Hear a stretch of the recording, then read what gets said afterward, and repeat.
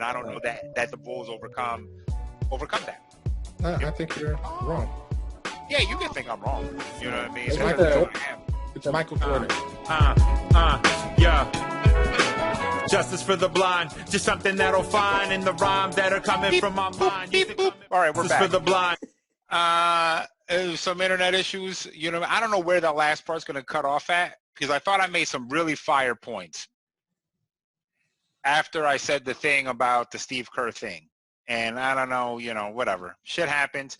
Honestly, was there anything else that you guys wanted to talk about in episode 9, or can we move over to episode 10? We can move. Yeah. Bison Dele. They didn't talk about Bison Dele at all. No. Poor Bison. Bison Dele, also known as Brian Williams, was really good for them. Again, Yams on Karl Malone in that series has a crazy yam on him. Yep. You could argue was better than for them than Dennis Rodman was in that series, and is killed by his brother in 2002 or I think 2002, something like that. Is murdered by his brother. His brother's in jail. Obviously. R.I.P. Bison Dele. You know, for some reason, I always knew. I don't know, because Bison Dele had some issues too. You know what I mean?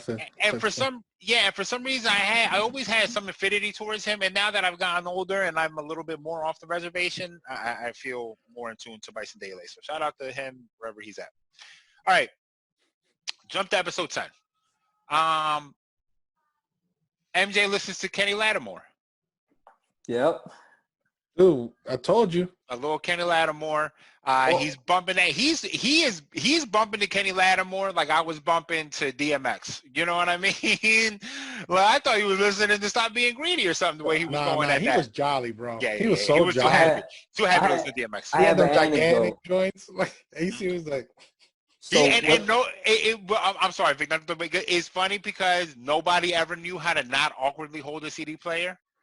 And MJ also falls victim to it because he's kind of walking in like this, you know what I mean? And it's just very awkward. Go ahead, Vic. I'm sorry. So the editors and producers of the doc, what they did was they lip read, and then they also played Kenny Lattimore tracks over it to find out which one he was listening to. Wow. So because they never pointed out, and because in the documentary he says it's not out yet. Right. You know what I mean? Which, listen, it's funny because so Kenny Lattimore is to Michael Jordan what Kendrick Lamar is to LeBron James apparently. You know what I mean? I'm sorry, MJ. Like LeBron takes the win on that one. Sorry, I completely lost my train of thought. Oh yeah, because to what you just said about the producers made me think. Apparently they finished episode 10 on Thursday. Yep. The last few episodes they were still editing as it was airing. Which makes me wonder if they fit in the little Jerry Krause love piece because they had realized how shitty Jerry Krause had looked for the first 8 or 9 episodes.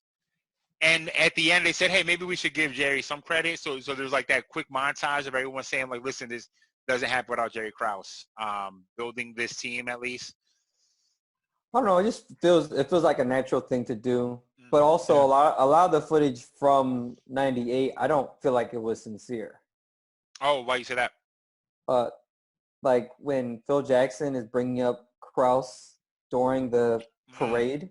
I don't feel like he's actually giving him props. I feel like, hey, remember that fucker who's gonna make us all leave? There he is. He's right over there. Shout out to you, guy. Yeah.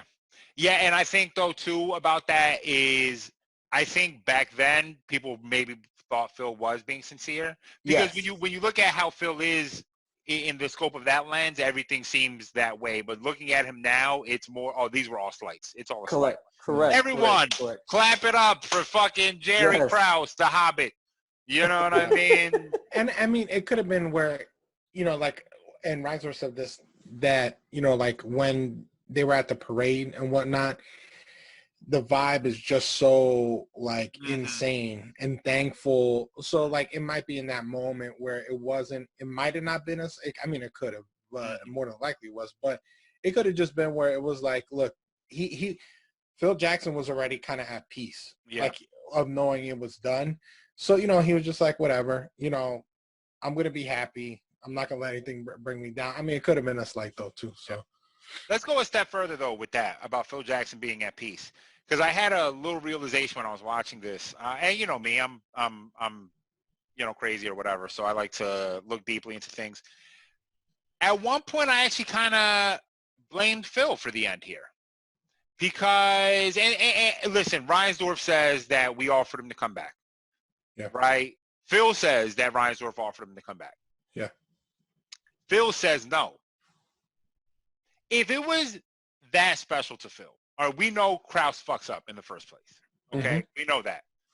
But if it was that special to Phil, and if Phil really wanted to stick around, why didn't, and we don't know whether this happened or not, but it seems to me like, okay, let me step back. Do you think Phil told the players this? Do you think the players knew that Reinsdorf offered Phil to stay? No. Isn't that, I mean, listen, this is in line now, again, considering what we know about Phil Jackson now, isn't that kind of... You know what, though? I can't blame him. Because the thing is, if you're in that position, it's like I equate it to you being in a relationship and someone just playing games with you and and saying, hey, we're going to break up, you go through this big breakup, and then it's like, oh no, I'm just kidding, let's try this again. It's you go through this like emotional, and this whole time he's been preparing for the end, and now it's like, oh, let's do it again. Like, that's rough, man. That's rough mentally, because you're not pacing yourself to go that longer. You know what I mean? Like, I don't know what his process was before that, but it's I can't blame him, man. That's like playing games. Like what? Like, oh, one more year. Like, I just can't fathom why that was cool with Reinsdorf. Like not asking. I think I would have asked too, even if I botched the whole thing. You still got to try, Yeah. But to tell a man you're done, and then, hey, do you want another one? Like, come on now. I don't know. I can't really blame Phil for saying no. So this is why it definitely didn't happen, because that team was not going to be the same team. They were going to release Rodman. You can't keep him on. Nope. You can't. He's a fucking maniac. Scottie Pippen was not going to sign for 1 year. Yep. He was owed tens of millions of dollars for his play, and they weren't going to pay him for past performance. And this is the thing that we're forgetting is, even in the doc, Reinsdorf admits it would have been a rebuild. Correct. Why the fuck are we going from NBA champions to rebuild? Yeah. Because you don't want to pay Scottie. That's all it came down to. I don't care what they say about Rodman.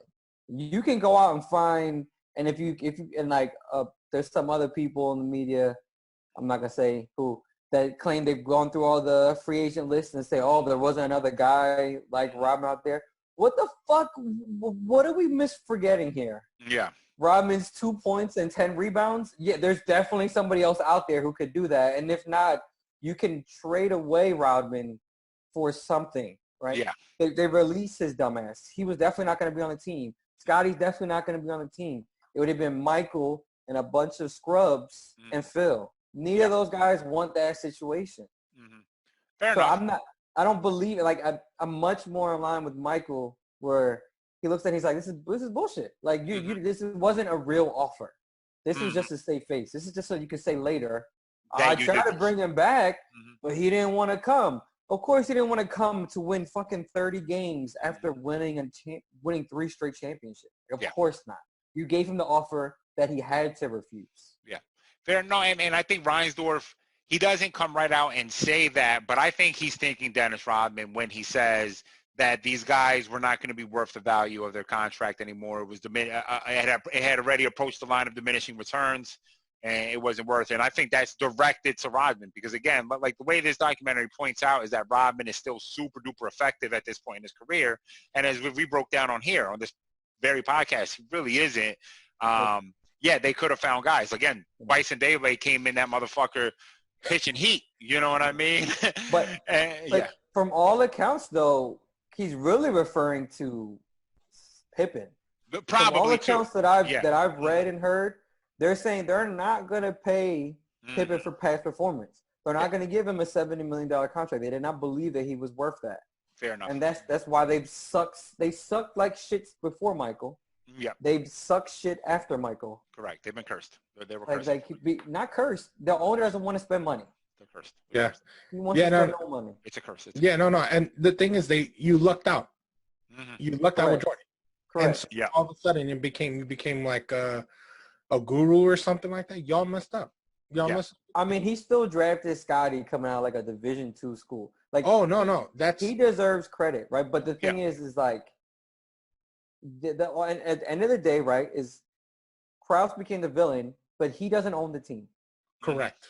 Reinsdorf didn't want to pay the money, and it's ridiculous to think that giving Michael another $30 million contract.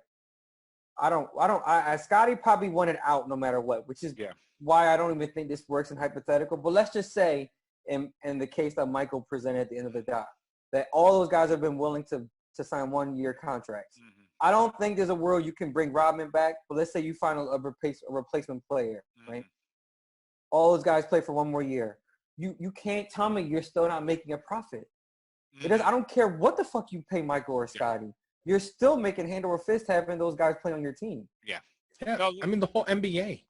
Yeah. The whole NBA was. We learned when LeBron left Cleveland, I think that was the most famous version of this happening, that the valuation of a team could drop hundreds of millions of dollars. You know what I mean? That the Cleveland Cavaliers could go from being worth $900 million to worth $700 million just because LeBron leaves. You know what I mean? And the whole economy of the city was affected by it. Yep, correct.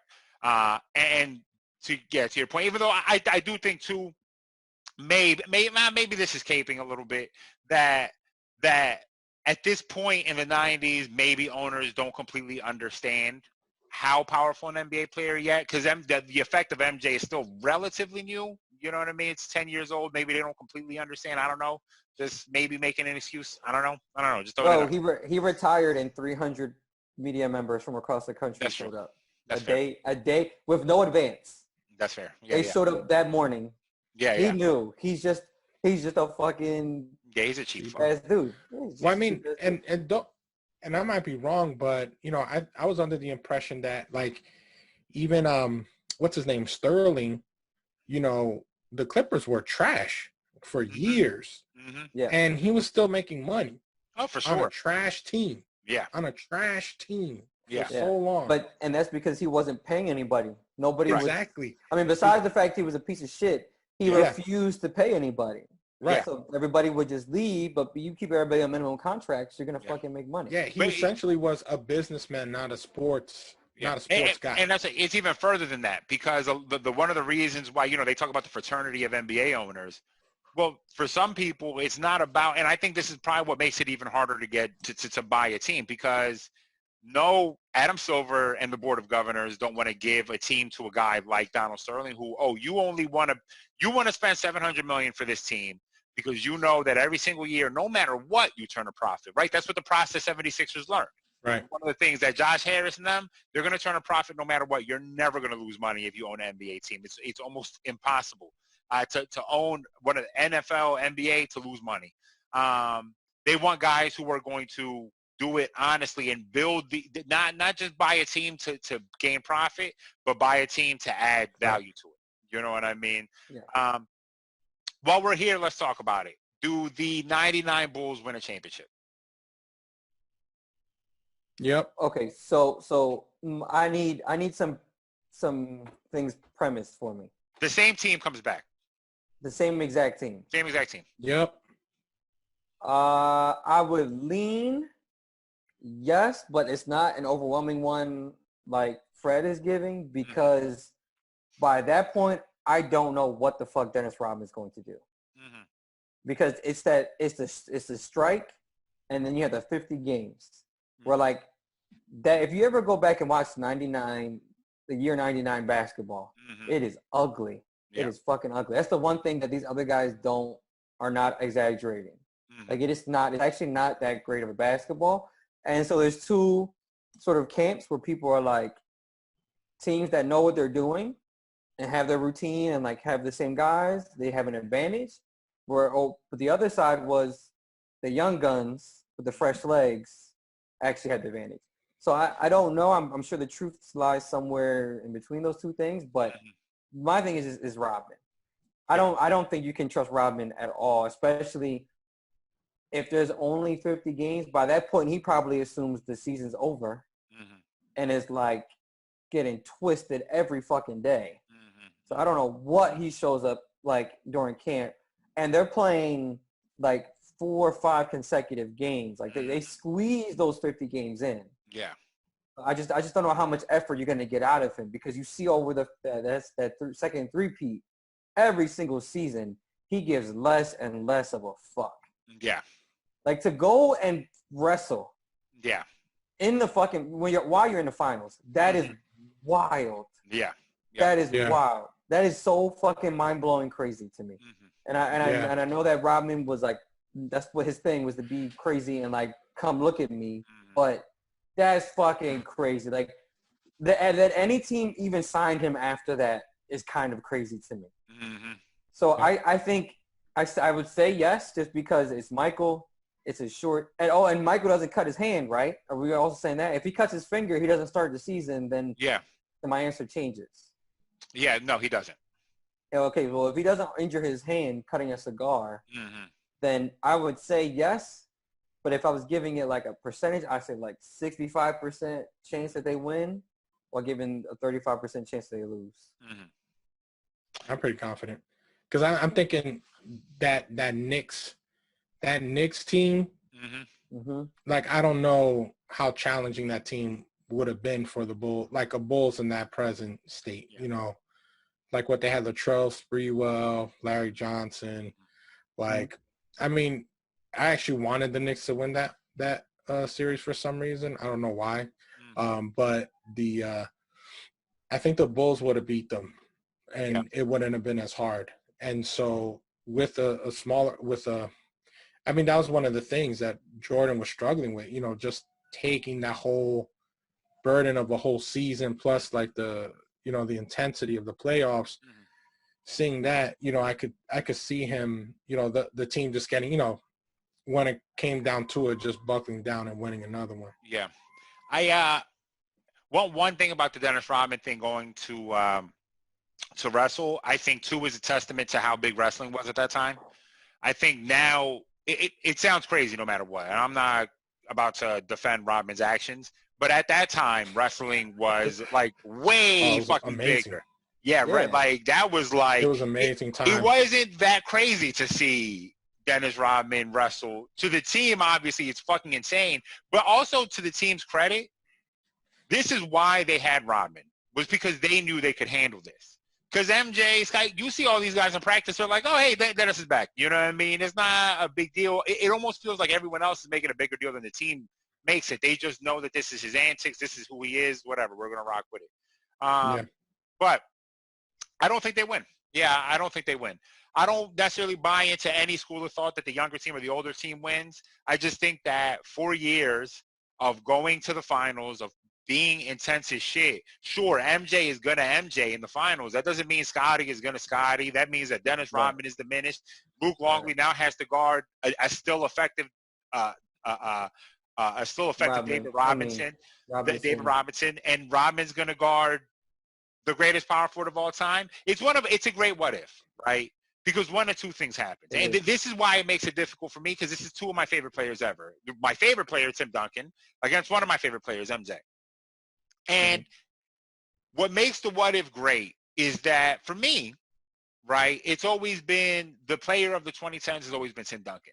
You know what I mean? It's Timmy. Timmy is the great player of the 2010s. He is the one who he carries the MJ flame. It's not Kobe. Kobe does it in a billboard way, but Timmy does it in the way of the spirit, in the spirit of the word way. You know what I mean? And it would be great to have seen either MJ literally pass the torch to Tim win his first championship, or or Timmy loses and learns from then on. You know what I mean? Who knows what happens then? None of those teams were great. That Knicks team, it obviously famously loses Patrick Ewing and then makes it to the finals. off the Larry Johnson 4-point play. And this is part of the point because Larry Johnson at this point is older and out of shape, kind of, and he's thick.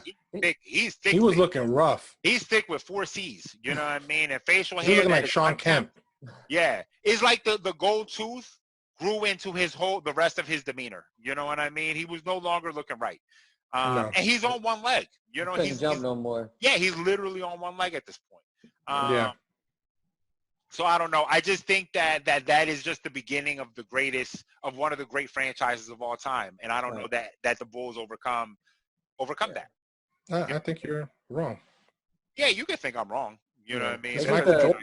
It's Michael Jordan. The matchup is just not favorable. I would have said it after the championship, though. I would not have said that before the championship because then MJ is going to hear me say that and is going to ruin Tim Duncan's life. You know what I mean? I don't want that to happen to my precious Timmy. You know what I mean? Not a great matchup, though. Two big guys that can give them hell. Yeah. There's no – and again, as we learned, Dennis Rodman couldn't stop Karl Malone. He really offers no resistance to Karl Malone in the finals. Are we expecting him to offer – he gets in his head. Yeah. He gets in his head, and, like, you can't do that to Tim Duncan. Yeah, you can't, as Timmy's proven over and over again. And because, you know, I think as competitors, right, people who compete, if you're trash, you can't really get into my head. You know what I mean? I'm just going to trash you. You're just going to make it worse for you. Right. But if you are my equal and you're talking shit to me, that's a little bit different. That's going to bring a little fire out of me. Maybe you can get in my head in that scenario. You know what I mean? As long as you're secure.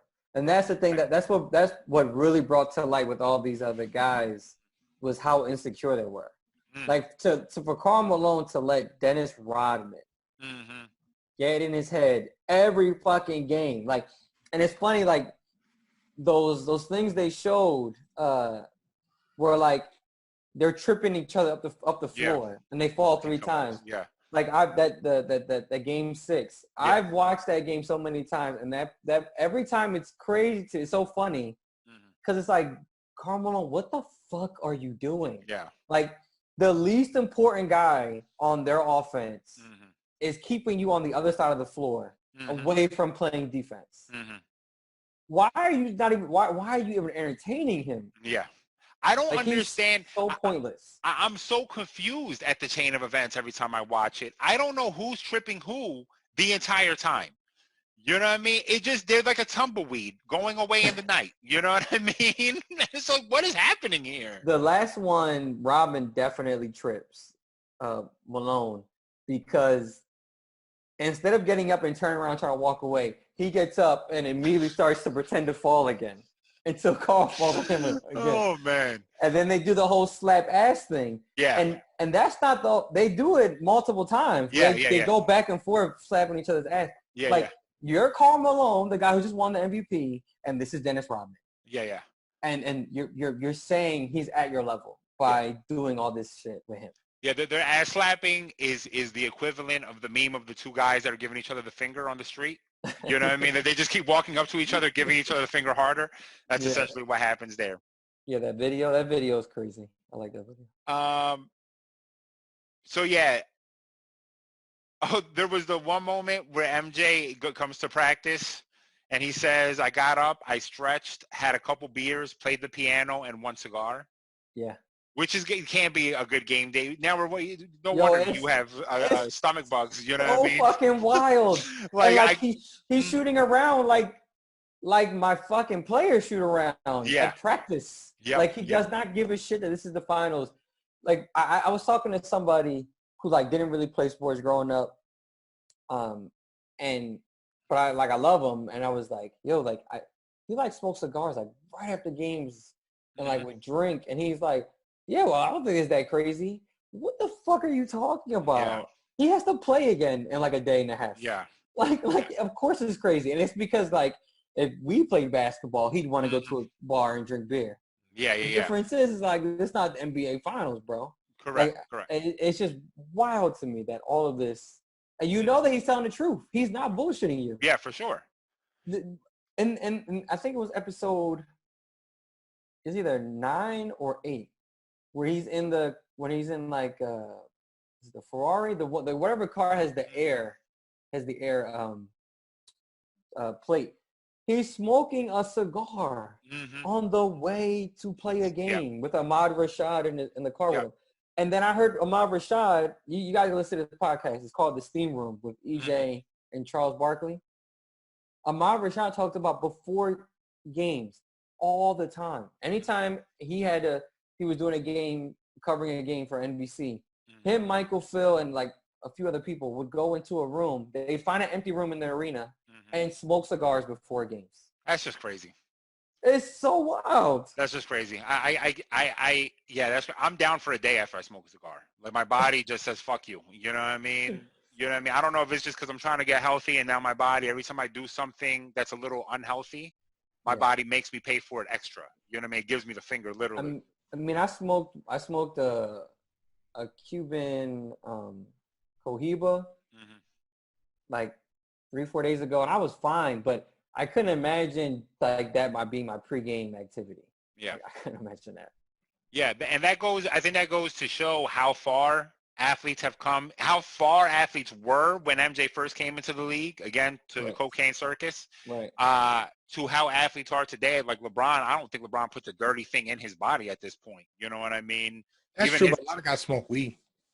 Yeah, but weed is not dirty necessarily. I don't think they're smoking on Philly blunts. You know what I mean? I don't think they're here puffing weed on a Philly blunt. You know what I mean? Yeah, but what I'm saying is like a cigar compared to weed is horrible. Cigars are horrible. Weed is just a grass. Yeah, but you're inhaling smoke. Yeah, but it's not equal. You light something on fire.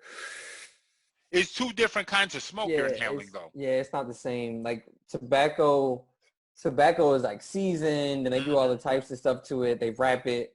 The wraps themselves have other type of chemicals. Like they won't kill you, but like if you smoke, and like he smoked like 30-inch cigars. Yeah, as you see at the end of the documentary. Enormous. Yeah, it's like that's like I don't even know, like 20, 30 cigarettes. Like there's like so much tobacco in that, and like if you smoking a blunt, it's not even the equivalent. But also like a blunt is they took back in the day. They used to take the wrapper. You used to gut a cigar. And what are you rolling up with ounces? Like you took an ounce of weed and rolled it into a 30-inch blunt? I'm aware, bro, but I'm saying that you didn't use the Churchill fucking cigar. You use fucking Swisher Sweets, which are cigarellos. Yeah. And not back in the day, bro. They used to take Philly Dutch, crack it. But no, I get you. But a Philly, even after you make it, it's way thinner than when the cigar. Listen, I don't know what kind of weed you've been smoking. Fred, you must be buying kilos of weed from Boston George. My man got Boston George on speed dial and is rolling up these joints. Like, what the fuck? Like, the amount of weed it would take to put into that Churchill for it to be a Churchill still, right? No, but you don't get it. These guys, they're not. We're talking about. There's like mad potheads. Right? And also, we don't know of any great players that smoke weed before the game. We really don't know that. You're saying that, yeah, these guys smoke weed, sure. Right. But I don't know that LeBron James is showing up with a Churchill of weed and is just puffing away before a game. I don't think LeBron James smokes. I don't think he does a damn thing wrong. Yeah, no, he definitely. Well, he does smoke cigars, but in the off season. Yeah, and even when he does it, it's like mad. Like it's not how I smoke cigars. You know what I mean? No, you smoke 5 cigars at a time, like a maniac. Yeah, correct. You go into an ashtray and pull out. And start pulling out butts of cigars. Let me get that butt right there. No, but it's just not the same. Like it's you take marijuana right out of the ground and you smoke it. Tobacco that's in a cigar has a lot more stuff done to it. Yeah, I got you. Yeah, I mean it's a manufactured. Yeah. So anyway, to end that conversation, MJ smoked cigars with a loss to Tim Duncan. Got it. We see MJ's kids. Oh, I'm glad you brought this up. Yeah. But how wholesome was that, huh? That felt good. It was so pointless. They're literally there just to be like, yeah, Jazz fans suck. Yeah. Where's my check at, Dad? You know. That's get crazy. Me the fuck out of here. And then his daughter Jasmine just like, I was young, I don't remember. It's like, oh fuck, this was so pointless. You know, Jason. Thing is, like, I want to give a lot of credit to the director.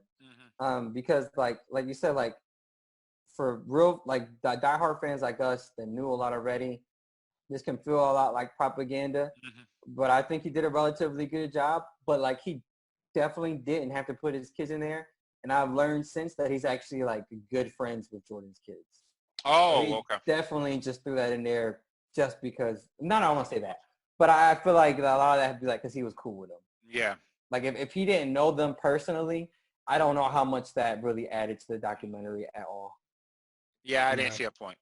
No, it was super pointless. I heard in another interview though, Jasmine's talk about her mother and why she's on the documentary, and she's like, "Oh, my mother lived it." I don't know, like, nah, that's definitely not why she's not in it.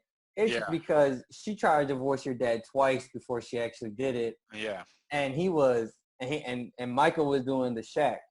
He was having affairs and then paying these women off to not go public. Yeah. So let's not get it twisted. They're not together anymore. And one of the things you hear about, like his wife, I think that's where, to me, is something that does take a shine off of that. Because, for especially knowing that he has his hand in this, the fact that he wouldn't want his family more in this doc. And the reason, and I think he couldn't, because that would have taken off some of the luster, because them kids can't say that he was there. No. Like if we think, let's put it this way, Space Jam, that production of Space Jam, no way he saw his kids. No. He was basically, they said in the morning, it takes months, for movies to be made. And this guy was working all day and then would go gym, basketball, all that for like weeks and weeks and weeks straight. So, the fact that was it, I think it was insulting, like for the kids. If I was the kids, I would have been like mad. But, the thing is, one of the things I hear about Juanita is that, one of the things that kind of Jordan liked about her was that she wasn't on his, like she was almost hard to get. Like he pursued her and then all this weird stuff happened. They kind of had a weird relationship. But she ran that family. She did what she did. She held it down. She held it down, and I think it was all for and then that allowed Jordan to do a bunch of stuff. But I can't imagine Jordan being the the greatest and most present father. Yeah. So, but I think those kids, they'll they ride for their pop. Because was it Jeffrey Jordan? It's Jeffrey, right? The second youngest. His team in college, UCF, they lost a whole contract because of him not saying he'll wear Adidas. Yeah. Like that's crazy. Yeah. It's like dumb. Yeah. How entitled are you? Yeah. And he was a walk-on. Like why? Like like a preferred walk-on or something. Yeah, he was a walk-on. He wasn't even a scholarship player. I don't even know why they even gave a shit. It's funny. There's so much here. So Juanita dated another Bulls star, and I'm blanking on his name right now. I'm gonna try and look it up in a second. She dated another Bulls star before Michael was in the league. So like she was like known, but she was kind of given more respect than she wasn't considered a she wasn't a like grouping. She wasn't considered a grouping. Like a probation. She was like something, like she had like a respectable job. Yeah. So, and she was older than Michael too, or she is older than Michael. So it was seen as like, at first kind of like her helping him figure out how to be a professional, but he definitely they were definitely fucking though. And then, but his mom hated her. His mom hated Juanita. And they didn't get married until after Marcus was born. Okay. Or whatever the first son. I think first son was named Marcus. She was pregnant, and the mother made him take Dolores made Michael get a paternity test. But she didn't believe it. Jesus. And when they did get married, they eloped. They went to Vegas. Okay. MJ's preferred destination. Yeah, so there wasn't like a fanfare wedding with family and all that. It was like he got drunk and was gambling, and he was like, "Let's do it tonight." Mm-hmm. They didn't even have a prenup agreement yet, Mm. so they got a post-marriage prenuptial or whatever that's called. It's called something else when you get it post-marriage. A post-up? Maybe something like that. But they He was got one posting up on all these basketball players, so I'm sorry. So they got that, and it put a real strain on the relationship with the rest of his family because they saw her as someone who just wanted his money. Yeah. But yeah, she tried to divorce him once. He got her back. The second time he did actually divorce her. He cheated on her with a woman. I can't remember her name. Was a white woman though. Well, the one that she knew of. Yeah. Okay. And he paid her like $100,000 or something to not. But eventually she did talk. Mm-hmm. Yeah, no. She came back to extort more money. Right. Yeah. And she did talk. And then the second time she does actually divorce him, she gets $150 million in her settlement. Drake would have had a field day with that one. Drake would have had a whole other album based on that. But maybe from Juanita's perspective, you know what I mean? Because that is Drake. No, listen, again, this has been the point from the beginning is that the reason why I think this is somewhat propaganda is because if you're telling the true story about MJ and you leave out his personal life, he's not going to look that bad. His personal life is what really is fucked. You know what I mean? It's not like great. You know what I mean? Yeah, he's fucking rich, but I mean, this goes to the point. This dude is great at one thing. Not everyone, most people are not great at everything. You know what I mean? He's great at basketball and at being this fucking singularly focused competitor, but that is it. Other things have to suffer. Like most artists, like most any great artist or great sports person, man, a lot of them have damaged personal lives. You know what I mean? In some cases, the damage of their personal life is what lends to the greatness later, in sports or in their realm. You know what I mean? So yeah, probably should have left their kids out. You know, because the point is, you didn't touch any of it. You know what I mean? You didn't get into any of it. You could have just said, hey, by the way, he has a couple kids, man, but this is the end. Peace out. You know what I mean? 99 or whatever, 98. Let's go. Rodman mispracticed to hit DDP with a chair. I wrote that down, you know what I mean? Because I immediately recognized Diamond Dallas Page. When Rodman is talking about his fuckery, I wrote this down. He talks about it like it's rebounding.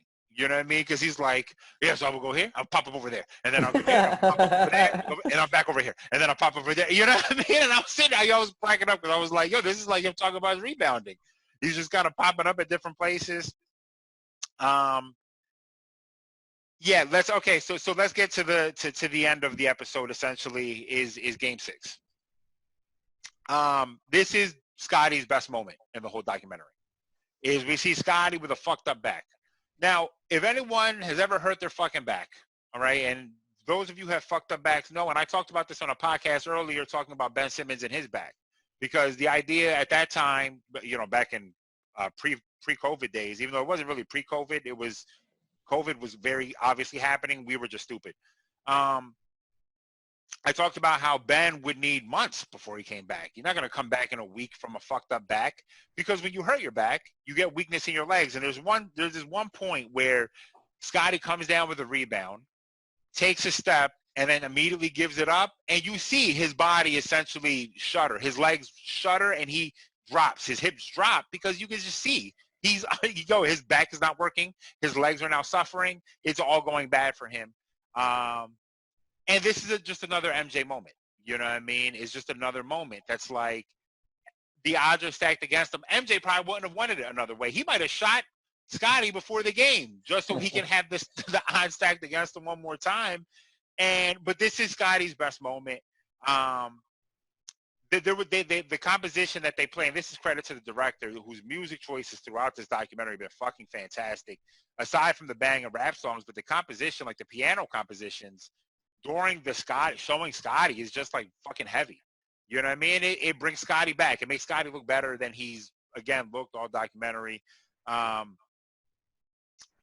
Costas, his statement. So he says about the push-off, okay, which I've never thought was a push-off. Again, which bring it back to episode 9. Let's bring it to now, because I've seen people saying that that pointing the push off as if that's propaganda, as if nothing else has been propaganda. The push off is not propaganda because it's not a push off.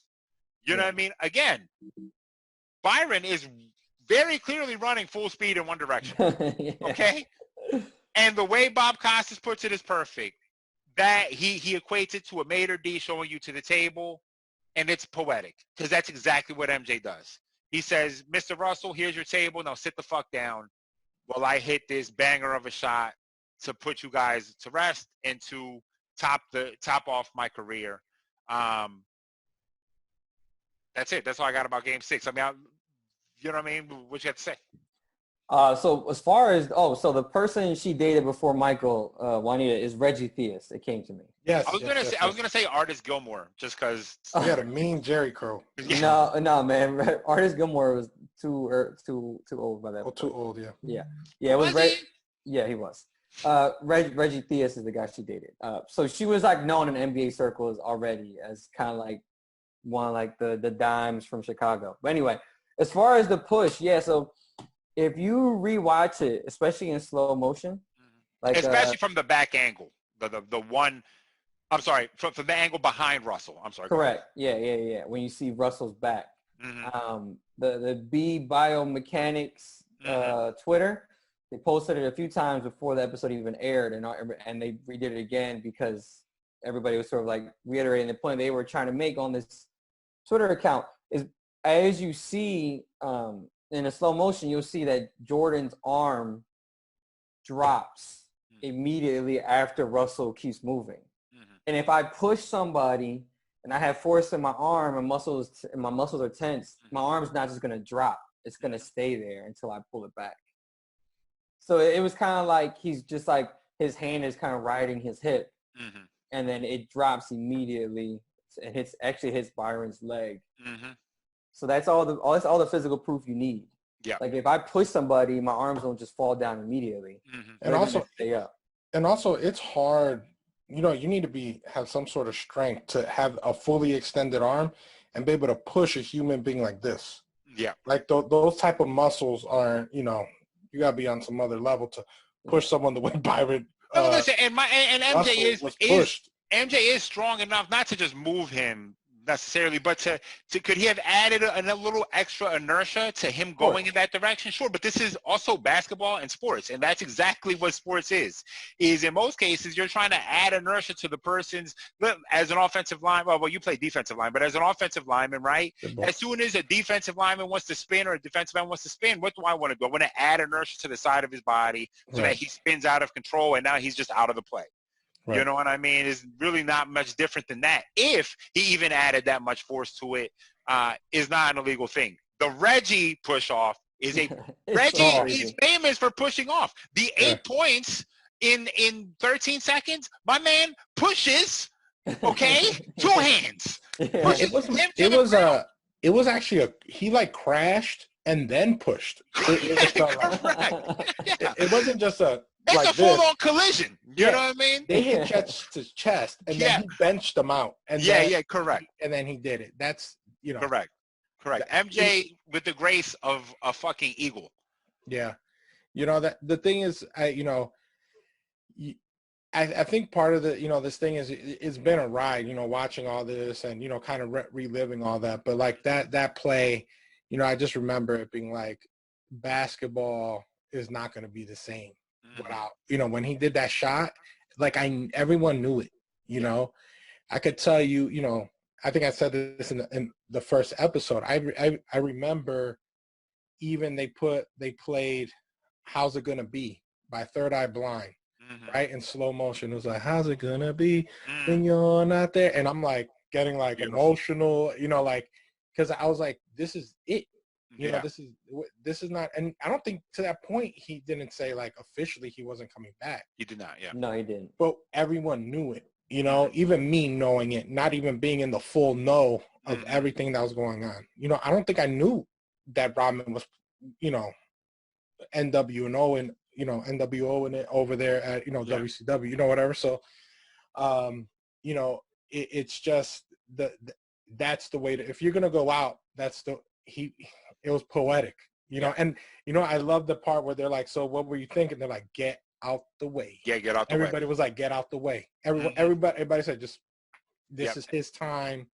And like the fact that he could seal it the way he wanted to, the way he felt like it, was insane. Like it wasn't no Steve Kerr.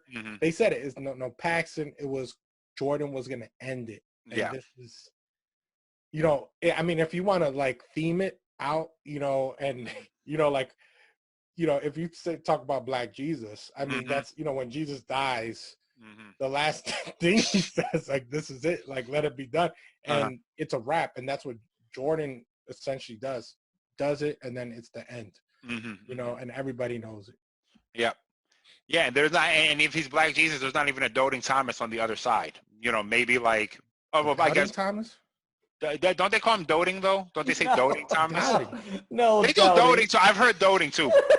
Doting is a word, so don't fucking act like doting is not a word. Doting.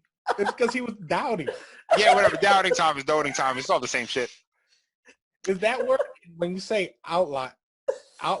It's like outliers. I thought it's outlier. It is outlier. You don't understand? I've been doing that on purpose for the last 4 weeks. It's been a joke this whole time. Oh, my bad. I didn't know that was his joke. I was like, and every time you said it, made me cringe. I literally made a joke to you about outlier is King Lear outside. Remember? And you laughed at it for my internet might have been out. You were laughing at it for a long time. No, because I thought you were making No, but Thomas could be doting. It's extremely and uncritically fond of someone. Okay. Doting Thomas. All right. In love with. That's all right. You learned something new. But it's also doubting him this one time. Okay. Anyway, without a doubting Thomas on the other side, except for Byron Russell, who still believes that he was pushed off. It's something that is only reserved for the greatest basketball player ever could do. Yeah. You know what I mean?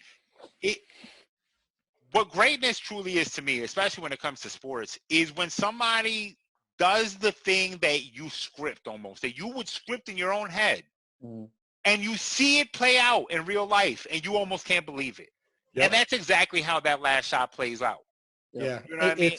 He can will it. It's almost like Jedi type stuff, like where he can make it happen. And I might be wrong because when I see LeBron, I feel like LeBron can take over any game he felt like it, but sometimes I feel like he doesn't will it. He didn't will it, and Jordan did will it to happen. He made it happen where LeBron might have waited too late. He might have been too much on the outskirts, and I think that was the only thing. Like when I compare the two, I feel like LeBron is and he's number 2 in my book, but the advantage is to Jordan because Jordan just made things happen, and you knew it was going to happen. Yeah. Whereas LeBron, you're like, I don't know, dude, the confidence of any Bulls fan, of any Chicago fan during those times, during that 6-year run, was like, we're not losing. Like you could bet on it, and you would just be. Like you had no doubt that Jordan was gonna win you the game. Yeah, the closest comparison is Tom Brady. Every year you go in and you say, well, we have him though, so we're fine. So let's talk about that then. I don't want to go into a full LeBron thing because Vic, you and I are going to have our LeBron versus MJ thing maybe this week. That's cool. That was good. I'm not perfect. Okay. Well, you can be on it if you want, Fred. Listen, I'm trying to help you out, Fred. All right, I'm trying to consolidate so that you don't have to. You know what I mean? It's okay. All right. Thank God. So this is the point that I teased in episode 9 to talk about now. LeBron's moment is the block. Right. What separates that moment. Now listen, let me blow that moment for a second because that fucking moment, I remember where I was, every single fucking thing I was doing when I saw the block. I've seen the block no less than 50 times, and I still don't understand where LeBron comes from on the basketball. I know where he comes from on the basketball court. If you made me draw a diagram, I could tell you he's here when the play starts and then he ends up here. But the way it happens, I still don't quite know where he comes from. It's like he comes from a different dimension. It's like when Cap is about to die, You know what I mean? And he hears in his ear on the left, and it's actually LeBron James coming to block Andre Iguodala. You know what I mean? In the last Infinity War saga. It's one of the most breathtaking things I've ever seen. And to that point, I remember when that series started, and I don't know who I was talking about. Vic, I might have talked to you about this or somebody else. I had said it looked like LeBron was jumping at a different level. I had not seen LeBron jumping this explosively all season. You know what I mean? And all of a sudden, he's dunking from fucking – I mean, he's pulling down dunks from the top of the backboard. It just looks fucking crazy. And then that block happens, and I'm like, holy shit. But then the shot happens, right? And that shot – is Kyrie's shot. It's Kyrie. So LeBron stacks the odds like we talked about. He stacks the deck so that he can win. And in the biggest moment of that finals, the big three have the moment. LeBron has the block. Kyrie has the shot, which is one of the biggest shots in NBA history in the finals. I don't give a shit what you say. The Ray Allen shot is impressive, okay? Mm-hmm. But this is Kyrie going one-on-one against the MVP on the other side and saying, nah, fuck this, I'm a scorer. And then the MVP comes down, gets Kevin Love switched on him, and Kevin Love plays great defense. Steph tried to play it off, saying, well, yeah, I wanted the three-pointer. But you know what? Yeah, Kevin Love knew that. Everyone in the arena knew you wanted the three-pointer, Steph, because you wanted it all fucking season. Kevin Love played great defense. Boom. Game 6 of MJ is MJ doing all three of those things by himself. Right. He takes LeBron's moment and does it alone. He scores the layup to pull him within one. He comes down, steals the ball from the last year's MVP, steals the ball on a play that was a guaranteed bucket almost all series, comes down, and so he has the block. Yes, he essentially has LeBron's block and then Kyrie's shot all back-to-back, all by himself. Right. And this is what makes what makes MJ MJ. You know what I mean? Is that a lot of the moments that sum up or that brought LeBron his finals championships to glory, he's not necessarily involved in. The block is his. The Kyrie shot ain't his. Ray Allen's shot, not only is Ray Allen's shot not his, it's LeBron missing a bad three-pointer, Chris Bosh chasing down the rebound, and making the pass to Ray Allen, who hits the three-pointer to push them into overtime. You know what I mean? Now, he has – you know what? He has the headband knockoff thing. That's a little side LeBron moment in the finals. His headband got knocked off. He kind of takes over at the end of that game. But yeah, sure. It's that moment.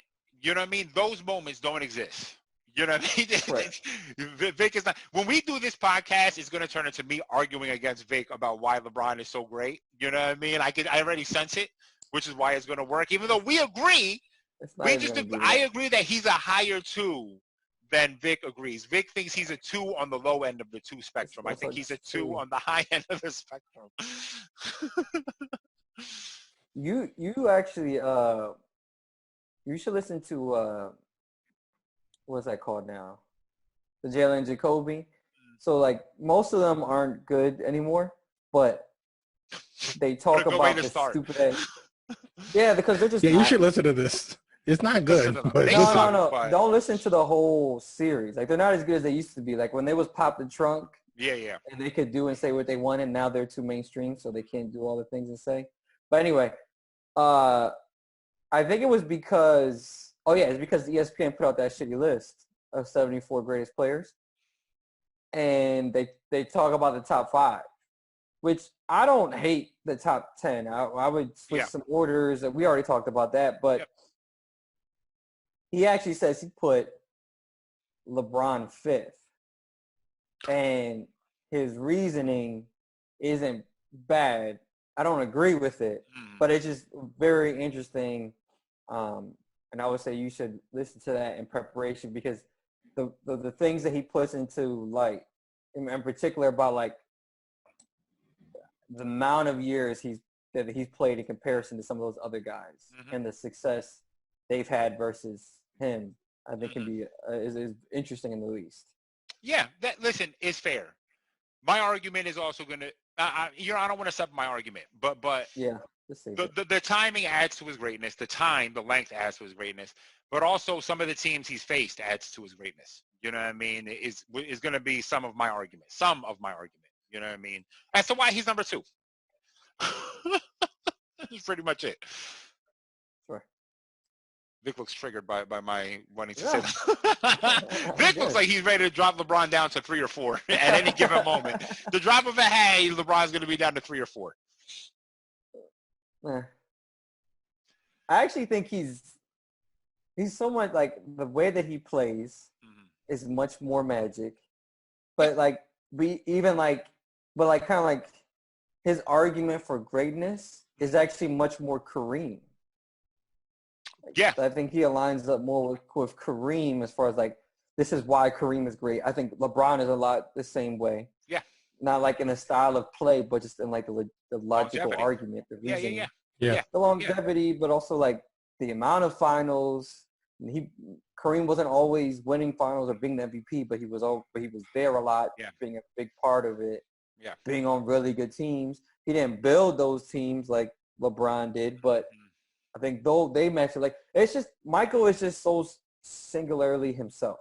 Yeah. And this is why so much after his playing time, we can still talk about him in this way. People have never seen him play will defend him just because of what, like the consensus of the collective consciousness of every fucking person who has lived and heard anything about this person. Yeah. Yeah. One of the most famous. No, I mean, the thing is, they've seen LeBron, and they, how many, LeBron has been probably the best player in the NBA for, the last, 17 years. Yeah. So definitely not the last 17, but yeah. Yeah. No, but, he was the best player in 2003? Agree to disagree. No, definitely not. But keep going, get something. Yeah. He was the best player, for a long time. For 10 years. A long time. Last 12 years. Last 12. Yeah. And he hasn't, he's been in eight finals, hasn't won them all. 9. 9. Oh, my bad. So 9 finals, that's a crazy stretch. Okay. Calm down. All right, Mr. Negative. My man is really just shooting it off. No, but he said he's won 3. Yeah, he's won 3 and 7. He's 3 and 6. 3 and 6. Yeah. So I forget my point. My bad.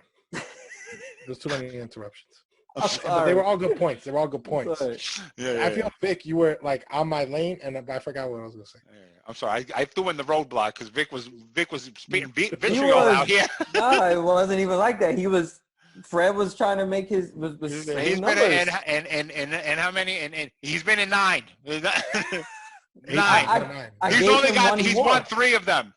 No, because Fred said he won and then blanked. So I said he won 3. 3. Yeah. 3 of them. Yeah, so I mean, he's been the best player, but from the people who, especially like the younger folk, that's what they've seen. The greatest player not win all the finals that he's been in. So they've seen him get there, but not go, over the, not reach that, not win those games. So you could see that person as flawed, in that terms. Whereas in Jordan, it was like a clear pattern, right? Where everyone's going to say, there was probably a good chance that if he didn't retire the first time, he's winning those. And then, I mean, we disagreed on the following year, for the 99 season. But, they're saying that, there's possibility that he would have won another one. So, and people could bet on that almost, at least for those middle ones. Yeah. Where he was retired when he was playing baseball. Yeah, I don't know if he wins 9 straight. I'll tell you that. You know what I mean? Like, let's say he stays for the 2 years, I don't think so. And then comes back. He's not winning 9 straight. Bill Russell, when they were dominating the league, didn't win 9 straight. Yeah, you know it's what like I mean? 15 teams. Yeah, it's just too much. It's too fucking much to have won to win that much. Do they probably win 4 or 5 straight? Yeah, I can see that. You know what I mean? I can see that happening. They beat the Rockets the following year. Maybe the Rockets come back and get one on them. And then that pisses off MJ more. And then MJ comes back and wins another 3 or something like that. But, it's seemingly impossible. You know what I mean? To win 9 straight. It's impossible for LeBron to have gone to as many straight as he went to. You know what I mean? It's a credit to him. Right. The difference is like LeBron had to stack the deck to do all that. right? So, correct. Like for it to happen sort of in a more natural setting is, I would think, not going to be able to happen.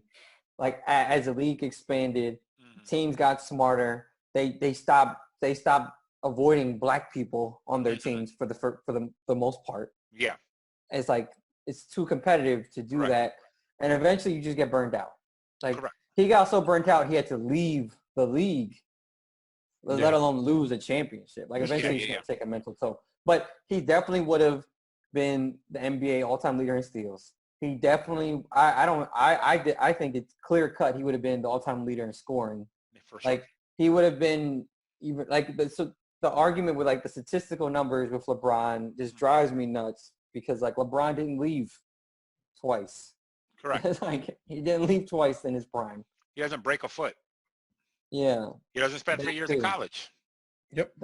All that. But again, I mean, listen, LeBron only has 200 and something games on MJ. I did the math earlier. LeBron just in rebounds and assists is too much to overcome because LeBron averages a lot of rebounds and assists. The rebounds is a little bit closer than assists. But in points, MJ hasn't beat by a bunch of points. MJ hasn't beat if you match their playoff games, how many, because LeBron at this point has played way more playoff games than MJ, but if you compare the playoff games, same thing. MJ, 33 points a game, still number one all time. Scoring average is just ridiculous. MJ's the GOAT. You know what I mean? I think that's pretty much it after the documentary, right? Is there anything else you want to talk about episode 10? I feel like the end of episode 10 could have been a tiny bit better. I don't know. Maybe that's just me. And I've read about that story. So from what I've read about at least from Steve Kerr, when he in the books I've read, Phil does this, and it wasn't at the end of the season. It wasn't like after the finals. It's at the beginning. The burning of the thing. Yeah. Yeah, it happens towards more the beginning of the season. And most of the guys, he says like half the guys don't actually prepare anything. Mm-hmm. Like they think like maybe he's not like being totally serious, or like they don't want to seem that vulnerable in front of each other. But a few guys did, including Steve, and then the guys who didn't prepare anything just said something in the moment. But the whole Michael writing a poem, though, that was huge. That was huge to see him like be vulnerable in that way. And I'm pretty sure in the story I read, like he even gets like kind of emotional. Like he doesn't like break down and cry. Yeah. But like it was really huge for him to see him in that way, because like Fred was saying earlier, he could be so distant from that. Yeah.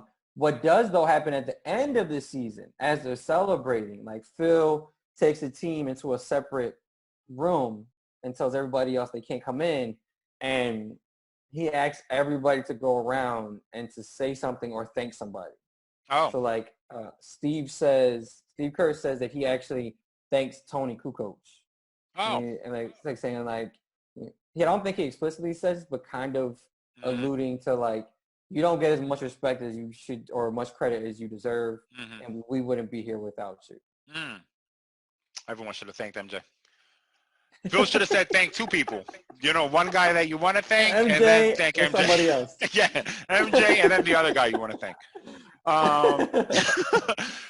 You know what? We all thank someone besides MJ. Yeah. Everyone, MJ, thank you. Now everyone else, please thank somebody. We didn't talk about so one thing too. Before we go, the one argument for why MJ didn't get hung over for the food game, why he didn't participate in the cocaine circus, is because as you learn, his only friends literally are his security. You know what I mean? And we didn't mention MJ. MJ. Oh my God, I should burn myself. I should burn myself. Yeah, I'm hoping you were talking to me. Again. I'm thinking you're talking. No, he was talking to me. I'm gonna change the topic. I'm changing the topic. I don't even want to finish this topic because I don't want either one of you to know who I'm not even talking about. Brian, Jesus. Brian, thank yourself. Thank yourself, Brian. Beige Jesus. Oh my God. I really don't want to. I don't want to continue the conversation. How's that? How about that? I'm disgusted at what just occurred here. Oh my God. It's okay, man. It's fine. It's fine. You're forgiven. It's fine, man. I'm trying to think who I want to give this to. You know what I mean? You write a poem whose head blows up the most here? You know what I mean? All right, Vic. Go ahead. Vic, what's the security dude's name?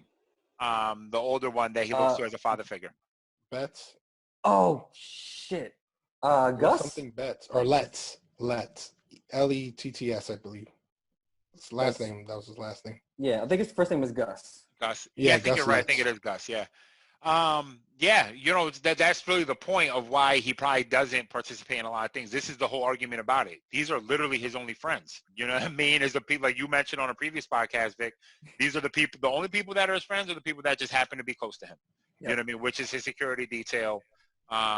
Anytime you see him waking up, smoking a cigar, drinking a beer, and playing a piano, guess who's there? His security guys.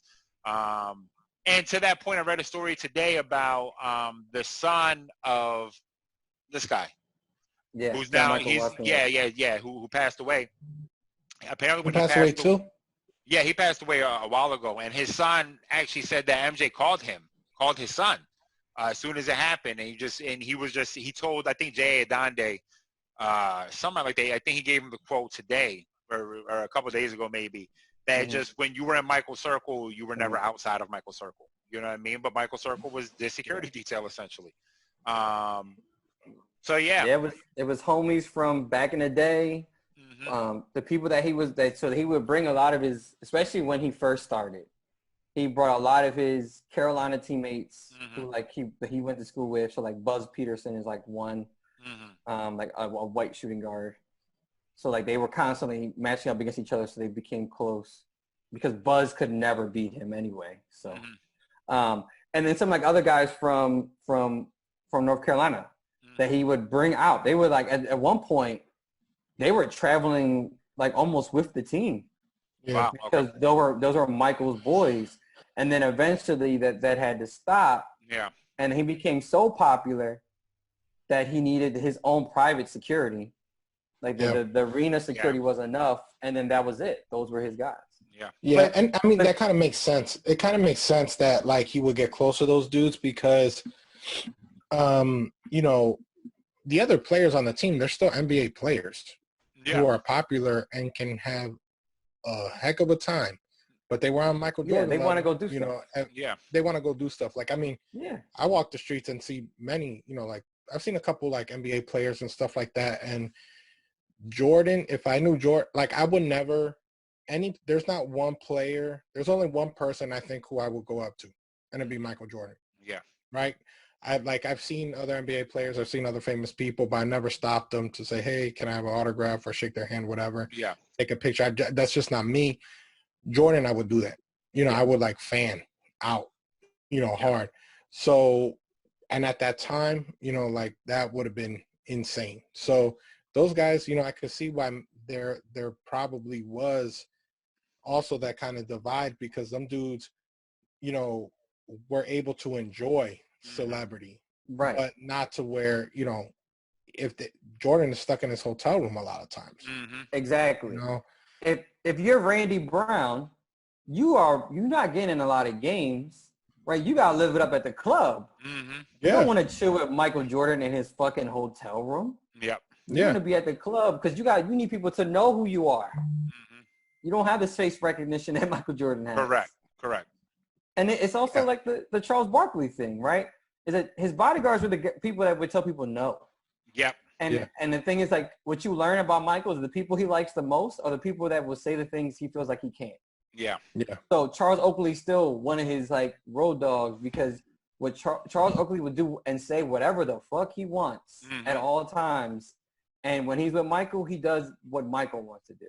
Yeah. So if you want to get to Michael Fred, you got to get through Charles Oakley, right? And that's a problem none of us want.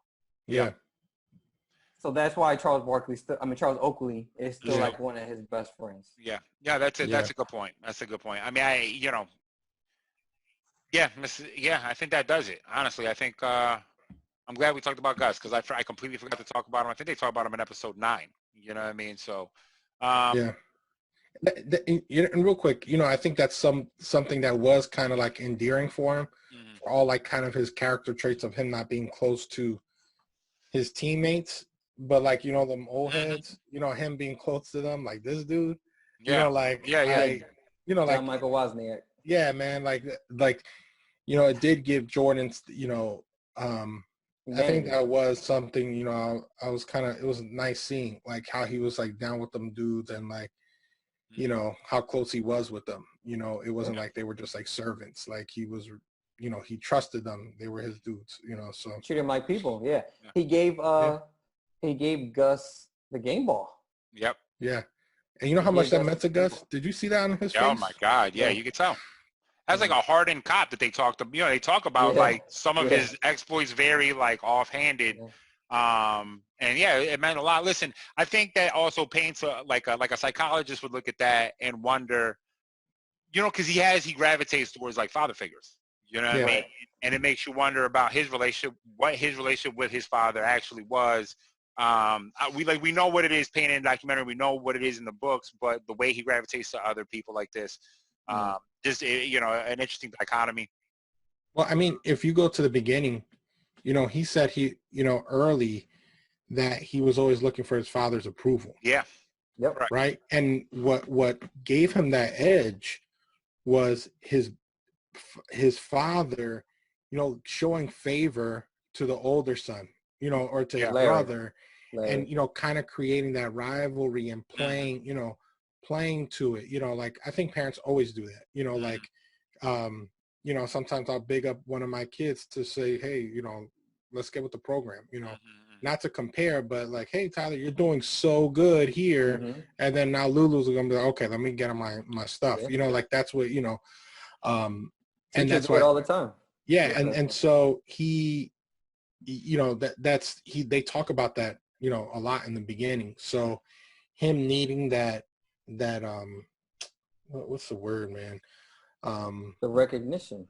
The recognition of an older person is, you know, pretty consistent, you know, during his career, you know, so having them old heads around him, I think really, you know, filled the hole when his dad wasn't there, and then when his dad passed away, you know, you already hear the stories. Correct. Yeah, I think all good points. I mean, MJ is the GOAT. I don't really have anything else to say there. I think the documentary could have been shorter. Again, I think the last 4 episodes you could keep. The first 6 episodes you can condense into 2 or 3. And it would have been a better experience, in my opinion. The last 4 are all fire, I think. You know what I mean? You essentially pay the admission of the first 6 episodes to feel the gratification of the last 4. So, any last words? No, I agree. I think in particular the first 4 could have been 2. The first 4 could have been 2, and then it could have been 8 instead of 10. And I think I would have been much happier. I still feel a little bit weary about how his family life wasn't brought up at all, but I think there's something to the fact that be about the Bulls' 1998 season with a little bit of, well, actually a lot of bit of sort of background so that you could understand, but with the purpose of understanding the 1998 season better. Yeah. So if it's through that lens, right, then all the other stuff doesn't necessarily have to be brought up. In particular, the Juanita stuff. Yeah. But I definitely do think because the father played such a key figure in his story, like it has, like, I feel like you at least have to acknowledge that he wasn't a saint. Yeah. Like that there's some dark stuff in his past, and but even if you want to paint that Michael having all the success was helping them get out of that dark path, it's fine because that's probably true. But kind of like disregarding it altogether kind of sucks. And I get that it's Michael who basically has like final say, so he's not gonna let, because of like his almost like disillusioned love for his father. But overall though, like I think it's very good. I probably will rewatch some of these episodes in the future. Yeah. But it could have been shorter. Gotcha. Fred? Yeah. Yeah, I mean, it could have been, I think I just would have rather had like something just on the 98 season. You know, and basically, and then have maybe like just a separate biography. Mm-hmm. But I think he was smart in not doing it that way, because then he knew if it was going to be like a true biography, then he would have had to go into the Juanita stuff. Mm-hmm. This was solely about him, MJ as a basketball player, for the most part. You know, they don't. There's hardly any pictures of his family. I don't think there are any of him, not even playing with a kid, which is crazy. I don't have any. Yeah. So, you know, this is not done like from a third. This is not done by like A&E or something like that. You know, like, you know, those iconic ones. Like, this is just like, you could tell he had his hand in it, and he wanted it just to be about him playing basketball. This is not like a 30 for 30. You know, you could have done the 98 season as a 30 for 30. You know, maybe. You know, it looks like they have some good ones coming up. Down the, you know, that home run derby, the home run chase, you know, was crazy. But yeah, I think it could have been shorter. I think it should have been. It was two separate things. It should have just been two separate projects. But you know, one of the things, again, Jordan, I think is going to change the game, and I think we're going to see a lot more of these type of things. You know, we're going to see a lot more of these 10, you know, 10 episode type of events, you know. Yeah, well, credit to the real MJ of the documentary game is making a murderer. What's that dude's name? Who really changed the documentary game by killing that woman.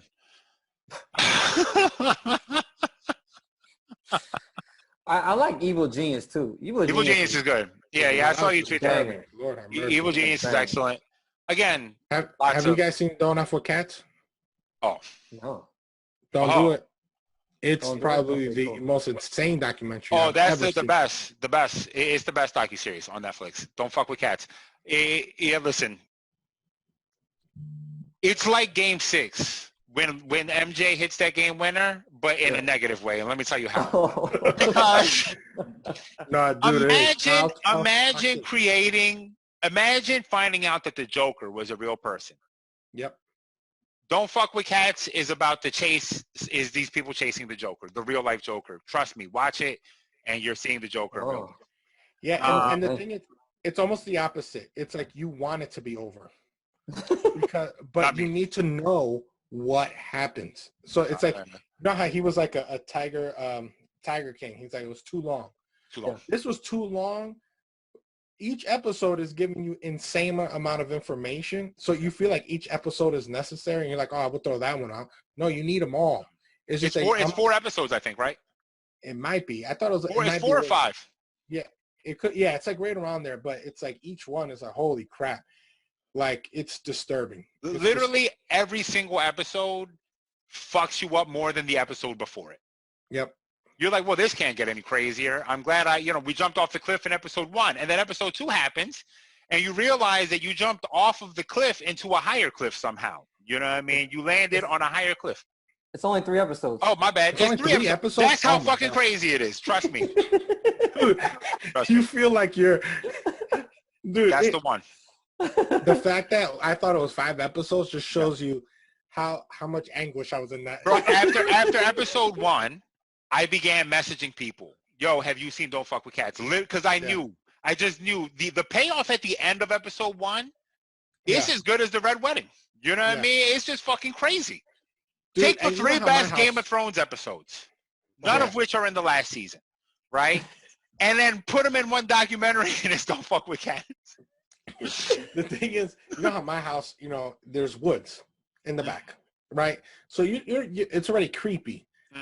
I put in like probably episode 1, like towards the end, I had to put all the shades down because I am just like on edge. Disturbed, yeah. And Kayla fell asleep, and I was just I don't know how. I'm hearing noises. My ice machine is making all kinds of noises. Only ice machines only make noises. Ice machines only make noises when scary shit is happening on the TV. That's the one. The ice machine want to be like, People like, whoa, what's that? It's just the ice machine, y'all. It's just the ice machine talks now. You know what I mean? Yeah. It's wild, bro. That's like Paul the refrigerator, man. It would make the loudest noises when you get quiet. And I used to tell him, whoever the fuck is in there, when he gets out, we all fucking dead. No, it's that 40. They still got that refrigerator. Yeah, they still got the same 40 Fred in there. They got the same old refrigerator is like 80,000 years old. Yeah, they got the same old English 40 for the fifth time. Let's not even call it a refrigerator. Let's call it ice box. Yeah. That's where my heart used to be. I'm sorry. Yep, there you go. There you go. Set up. And there you go. And the dunk. All right, Vic, you want to go? Me and Fred are going to do a quick whatchamacallit. Or if you want to stick around. I don't want to offend anybody after Fred got offended after I said that we weren't going to, you know what I mean? Call him an MJ, so. Yeah. But you ain't my MJ, boo. I can see Victor just going to bed, like. Yeah. Great. I knew he was to me. I knew it. He's gonna drop his headphones, and then he's just gonna flex his wrist in the air, and he's gonna lean forward a little bit. Yeah, he's gonna put his arm across. Swipe. Yep. Shot. He's gonna do on the banister. He's gonna do the Lakers layup. You know what I mean? He's gonna switch hands in midair when he hits the banister later. Oh. You know what I mean? All right, Vic, peace out, man. All right, bro. Yo. Yo. Justice for the blind, just something that'll find in the rhymes that are coming from my mind. Used to come for the